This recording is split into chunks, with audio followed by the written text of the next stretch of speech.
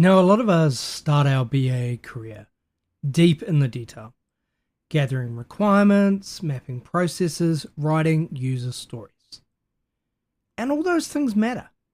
But the real leap, the one that gets you into the room with senior leaders, is when you shift from being just a delivery BA to becoming a strategic BA. A strategic BA don't just write requirements. They influence direction, they challenge assumptions, they connect business goals to delivery.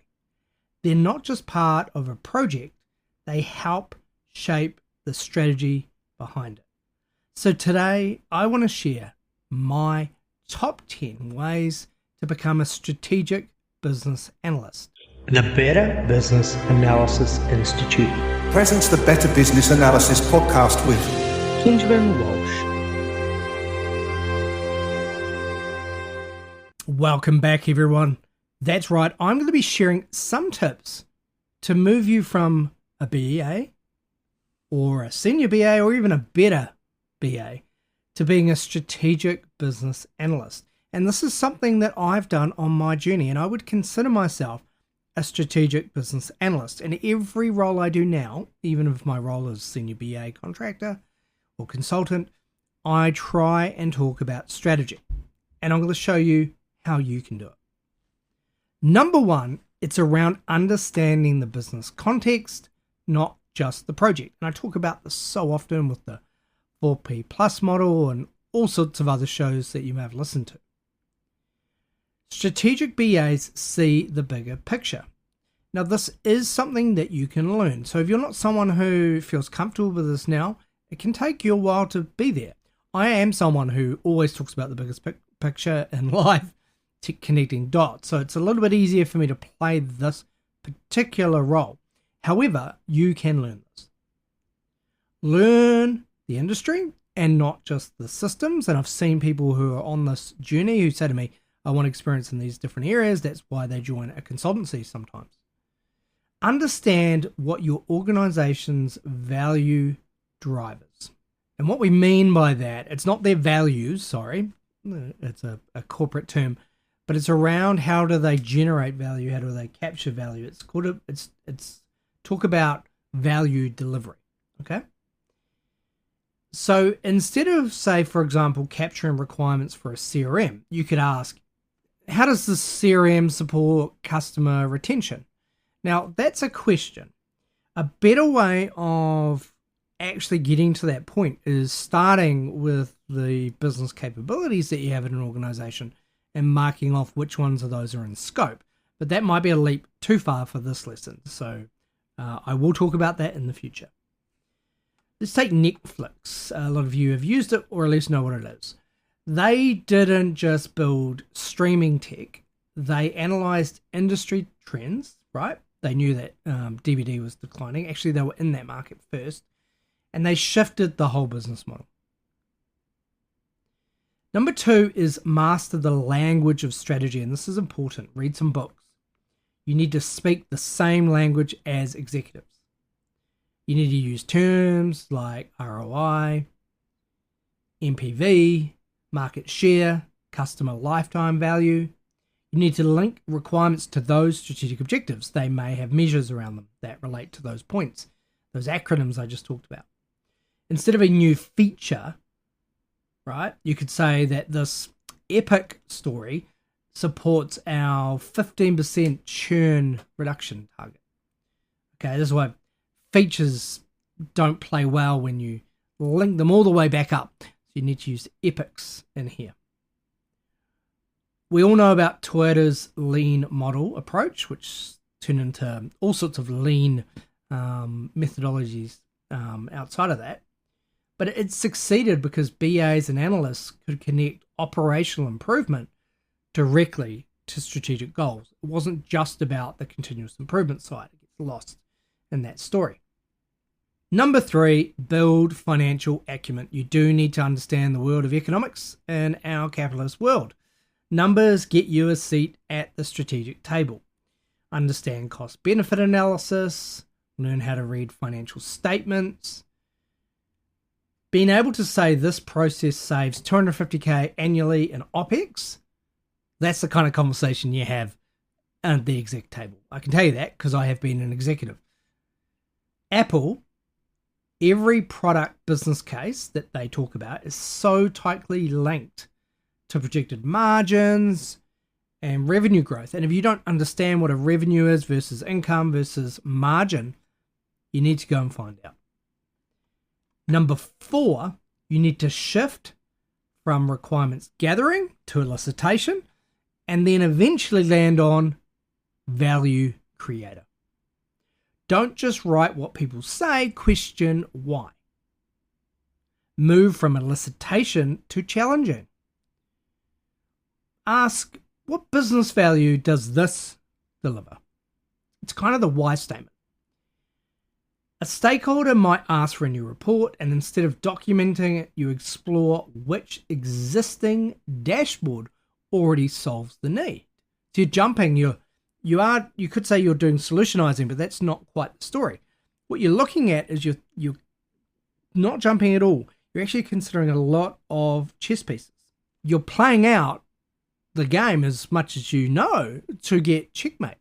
So for example, you have ascertained that this new report that the user wants or a stakeholder wants is to be a dashboard style, which shows some statistics, which you know already exist on another dashboard, but they don't know that. So you listen to them, you elicitate what they need and what they want, and maybe they're descriptive about, that they want it as a report, they want it like this, that, and the other. But if you were to suggest and say, hey, look, I've seen a dashboard that has some of those attributes, and we could collectively save money and add value by reusing that asset, there might be an opportunity to duplicate it, expand the report. So that's about challenging. So it's not saying, no, you're wrong, I know it's better than you, or giving them a solution they don't want. It's about playing that all the way through, all the moves. So don't miss a move. Kodak, the camera maker, it failed strategically. It doesn't exist anymore, and we've talked about that before, because analysts focused on delivering more features, not understanding the shift to digital photography. And you hear me a lot moaning about features, because that's what we've lost a little bit with business analysis by just focusing on features and all the rest of it, right? And BAs should be working at a strategic level, and it's more than just features. Number 5 is to use enterprise analysis techniques, which we talk about a lot in the course, in the Better Business Analysis course. That's the certified Better Business Analysis course. And it's around strategic BAs and how we think beyond single projects. We do business model canvases, we do pestle analysis, we do SWOT analysis. Before a project starts, you're running a business model canvas workshop maybe to check if the idea aligns with strategic long-term goals. That's really important. It's very hard to suggest that idea if the project's already started, however, and that's a challenge. Airbnb uses business model innovation all the time, sharing economy, trust platformed, all the things they're after.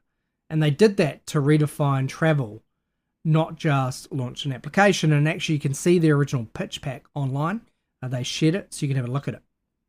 Number 6, which I had to record a few times because there's some tongue twisters here. Strengthen relationship with senior stakeholders is number 6. And it's about the fact that influence comes from trust and credibility, not just Friday night drinks. I can see you thinking about that. Learn to facilitate board level discussions, and maybe you can get experience by asking if you can present to the board. Focus on what executives care about, which is risk and cost and growth and their staff sometimes. You could, when presenting, you could ditch all the jargon and the lengthy requirement you've written and just highlight, this reduces customer churn by 5%. We've done the stats, could stand behind it. IBM Watson, which was a really kind of first of the AI wave, they have a healthcare division, and they had a pivot which showed that without senior stakeholders buy-in, even great technology struggles to scale because it just wasn't quite pitched in the right way. And that leads me to number 7, which we're going to talk about more in the future. Become a storyteller, but with data, with real data, not fluff. Data by itself isn't enough. You need to tell a compelling story, and then ideally the hero story. Use visual narratives. Translate insights into action. Maybe instead of saying customer churn is 20%, you could say 1 in 5 customers left us last year, and here's the cost, right? That's much more catchy, and that's much more storytelling and engaging. Spotify has a squad model. I've talked about it before, I think. If I haven't, I should do an episode on it. It worked because they consistently told stories with users, and they used product data to justify rapid experiments. And to be honest, the Spotify experiment, or the company, is doing really damn well at the moment, right? It's failed on some features, but it's working really well. I do like the Spotify model, so look it up. It's a take on Agile and how you can scale. It's much more successful than maybe just a Scrum team. Number 8 is to bridge the gap between strategy and delivery. And this is a bit I enjoy doing. Strategic BAs make sure the big ideas actually get delivered. So it's not just about strategy, it's about turning it into delivery. You translate the high-level goals into actionable roadmaps. You connect portfolio management with sprint logs, right? So project and agile world, you link it all together. A BA can ensure a digital first strategy by translating it into measurable epics and then measurable features that show us how we get to those epic what's, right? And then, of course, down into the backlog. Amazon relentlessly is a customer first strategy. They live by it. And it's successful because analysts continually link strategic goals to operational delivery. And that's something that Amazon do extremely well. Number 9 is that you need to develop your leadership skills, not just your BA skills, which we talk about, and some of them cross over. Strategic BAs lead without necessarily having the title, and actually very rarely having the title. I don't think I've ever had the title. I've been an enterprise business analyst, but not a strategic business analyst, and I haven't seen any roles for it. But facilitation, influencing without authority, and mentoring junior BAs is a start. Maybe you could lead a cross-functional workshop, ensuring consensus. That's an example. Google had a project called Aristotle, and it was a research project, and it found that team success depends less on IQ, more on soft skills like psychological safety and facilitation, and more EQ skills. So they're really important. EQ is something that some CEOs actually lack, but their leadership team, they usually pump them full of people with really good EQ. Number 10, adopt a continuous learning mindset. I think I've done quite a few of these top 10s, and that's usually one of the top 10s. Strategy shifts fast, stay ahead of the curve, track industry trends. I'm hot on AI at the moment and automation. Learn new frameworks, tools, and technologies. I try and do a decent course every 6 months. Do our course.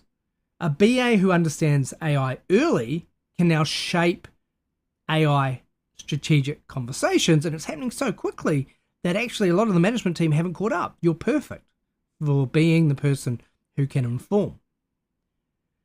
And Tesla, they stay ahead not because of cars alone, but because of the analysts and the strategists. And they're basically just monitoring energy, AI, automotive, and they're staying ahead of the industry trends. They're actually setting the industry trends. So that's why they're successful, and that's what drives Musk and his success. So there you have it, my top 10 ways to become a strategic business analyst. It's not about writing requirements, it's about understanding your business, speaking the language of strategy, telling stories with data, building trust, and making sure you can connect with senior stakeholders. The shift is to stop thinking of yourself as someone who documents and start thinking of yourself as someone who shapes direction. Because the future of business analysis isn't about being part of projects at all. I don't believe it. It's about being part of the strategy that drives them. Thanks for tuning in, and I'll see you next week.